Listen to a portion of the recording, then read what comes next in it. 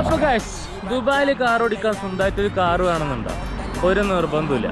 നമുക്ക് ഇതേപോലെ ഒരു ആപ്പ് ഉണ്ടായാൽ മതി. യു ഡ്രൈവ് എന്നാണ് അതിൻ്റെ പേര്.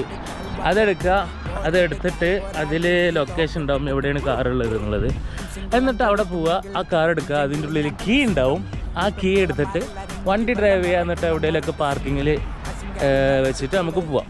സിമ്പിൾ പരിപാടിയാണ്. അപ്പോൾ ഇന്ന് നമ്മൾ അങ്ങനെ ഒരു സംഭവം കാണിച്ചു തരാൻ പോവാം.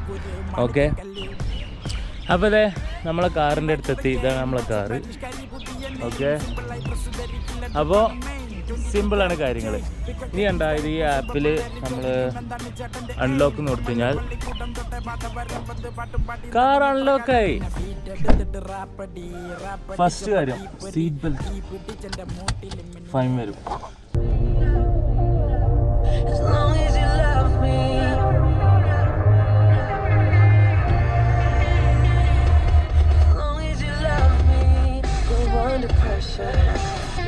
അപ്പോൾ അത്രയൊക്കെ ഉള്ളൂ. നമ്മളെ വണ്ടി ഇവിടെ പാർക്കിങ്ങിലിട്ടുണ്ട്. ഇനി വേറെ പരിപാടിയൊന്നുമില്ല. ഇനി എന്താണെന്ന് വെച്ച് കഴിഞ്ഞാൽ നമ്മൾ ആപ്പിൽ പോയിട്ട് ഈ സംഭവം എൻ്റെ ട്രിപ്പ് കൊടുക്കണം. എൻ്റെ ട്രിപ്പ് കൊടുത്തു കഴിഞ്ഞാൽ വണ്ടി ഇതാ ലോക്കാവും. വണ്ടി ലോക്കായി.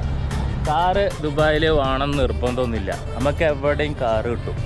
കാർ എടുക്കുക, കറങ്ങുക. കാർ ഓടിക്കാൻ നിർബന്ധമുള്ളവർ ഒരു ലൈസൻസ് എടുക്കുക, അത്രേ ഉള്ളൂ. വേറെ നമുക്ക് കാർ സ്വന്തമായിട്ട് വേണമെന്നോ അങ്ങനൊന്നും ഒരു നിർബന്ധമില്ല.